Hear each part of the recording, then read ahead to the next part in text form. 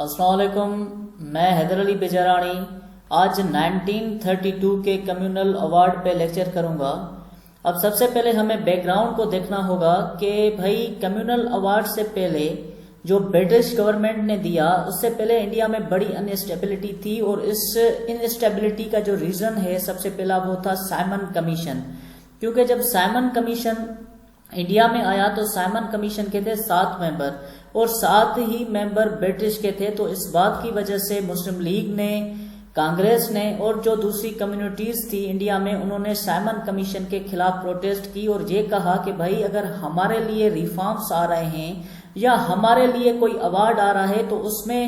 ہمارے انڈیا کے لوگوں کی کوئی بھی ریپرزنٹیشن نہیں ہے، تو اس لیے ہم سائمن کمیشن کو نہیں مانیں گے، جس بات کی وجہ سے بڑی پروٹیسٹ ہوئی سائمن کمیشن کے خلاف۔ جب سائمن کمیشن کے خلاف پروٹیسٹ ہوئی تو اس وقت برٹش پارلیمنٹ نے اس وقت کے انڈیا کے گورنر جنرل اور انڈیا کے سیکرٹری آف اسٹیٹ کو بلایا اور وہاں پہ کہا کہ بھئی آپ نے تو کہا تھا کہ کوئی بھی ریفارمز انڈیا کے لوگوں کے لیے کریں، اور انڈیا کے لوگ ریفارمز کے لیے کہہ رہے ہیں، مگر وہاں پہ تو سائمن کمیشن کے خلاف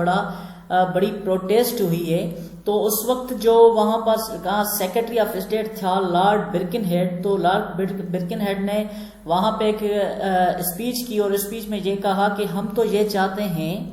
کہ انڈیا والوں کی حالتیں بہتر ہوں، مگر اگر ہمارے ایوارڈ سے، اگر سائمن کمیشن سے وہ خوش نہیں تو وہ خود کوئی ایوارڈ تیار کر کے یا خود ہی کوئی رپورٹس تیار کر کے ہمیں بھیجیں۔ تو اس کے بعد کیا ہوا کہ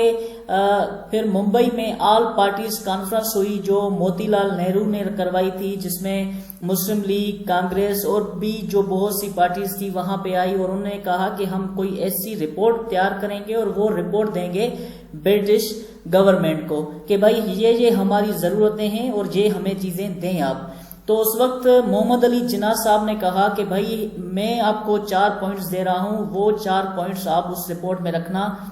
وہ 4 پوائنٹس تھے دلی پرپوزل کے، جس میں سیپریشن آف سندھ کی بات کی گئی تھی، جس میں 1/3 ریپرزنٹیشن کی بات کی گئی تھی، جس میں کہا تھا کہ reform should be introduced in NWFP and Balochistan, اور یہ تھی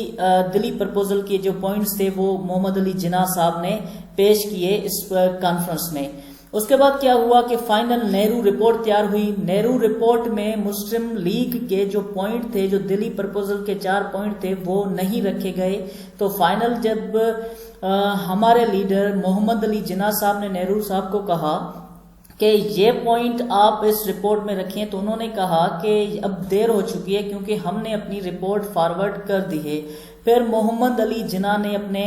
14 پوائنٹ دیے۔ اب جب 14 پوائنٹ دیے تو ایسے سمجھیں کہ نہرو رپورٹ کو وہ 14 پوائنٹ ریجیکٹ کر رہے تھے، مطلب کہ بڑی انسٹیبلٹی تھی انڈیا میں۔ تو اب اس انسٹیبلٹی کو حل کرنے کے لیے راؤنڈ ٹیبل کانفرنسز رکھی گئی لندن میں۔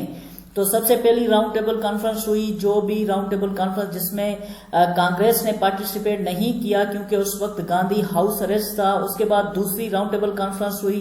دوسری راؤنڈ ٹیبل کانفرنس کا بھی کوئی رزلٹ اتنا پازیٹیو نہیں نکلا۔ تو دوسری راؤنڈ ٹیبل کانفرنس کے بعد ہی برٹش گورنمنٹ نے کمیونل ایوارڈ دیا۔ اب جو اس وقت کا جو پرائم منسٹر تھا، انہوں نے یہ ایوارڈ دیا 16 اگست 1932 کو۔ اب اس ایوارڈ میں جو سب سے جو میجر پوائنٹ اور سب سے جو بیسٹ پوائنٹ تھی وہ یہ تھا کہ سیپریٹ الیکٹروٹ دیا گیا، جس میں مسلمانوں کو سیپریٹ الیکٹروٹ دیا گیا، اور جو دوسری کمیونٹیز تھی جیسے سکھ کمیونٹی کو سیپریٹ الیکٹروٹ دیا گیا، اور اس کے علاوہ جو ڈپریسڈ کلاسز تھی، مطلب کہ انڈیا میں جو بھی ڈپریسڈ کلاسز ہیں سب کو سیپریٹ الیکٹروٹ دیا گیا کہ بھئی آپ بھی آئیں اور آپ بھی سیپریٹ الیکٹروٹ کے تحت الیکشن میں پارٹیسپیٹ کر سکتے ہیں۔ جیسے مسلمز کو دیا گیا، بدھسٹ کو، سکھس کو اور انڈین کے کرسچنز کو دیا گیا، اور ڈپریسڈ کلاسز کو۔ اب یہاں پہ جب ڈپریسڈ کلاسز کی بات آئی تو وہاں پہ مہاتما گاندھی نے اس بات کو ریجیکٹ کیا، کیونکہ اس کو یہ لگا کہ اگر ڈپریسڈ کلاس کی بات ہوگی تو اس میں ہندو کمیونٹی بھی ڈیوائیڈ ہو جائے گی، کیونکہ ہندو کمیونٹی کے اندر بھی ڈپریسڈ کلاس کے لوگ ہیں جسے انٹچیبل کہا جاتا تھا۔ تو اس کے بعد کیا ہوا کہ گاندھی اسٹرائک پہ بیٹھ گیا، ہنگر اسٹرائک پہ گاندھی بیٹھ گیا۔ اب اس میں ایک کمیونل اوارڈ میں ایک بات یہ بھی تھی کہ اس میں ویٹیج سسٹم رکھا گیا، مطلب کہ جس پروونس میں کسی کی میجورٹی ہے تو اس کی کچھ سیٹس کم کی گئی، مطلب کہ انہیں مائنرٹی میں کے حساب سے رکھا گیا، اور جس جگہ پہ کوئی کمیونٹی مائنرٹی میں تھی تو ان کی کچھ سیٹیں بڑھائی گئی۔ جیسے پنجاب میں جو اوورآل جو پنجاب کی جو پاپولیشن تھی اس میں 57% مسلمز تھے، اور پنجاب کی جو اس ایوارڈ میں ٹوٹل جو سیٹیں رکھی گئیں وہ رکھی گئیں 175، اور 175 میں سے اس ویٹیج سسٹم کے تحت مسلمانوں کو صرف 86 سیٹس دی گئیں۔ اگر ہم 50% بھی حساب کریں تو 50% میں بھی 87 سیٹس ہو رہی ہیں، مطلب کہ اس 7% کی جو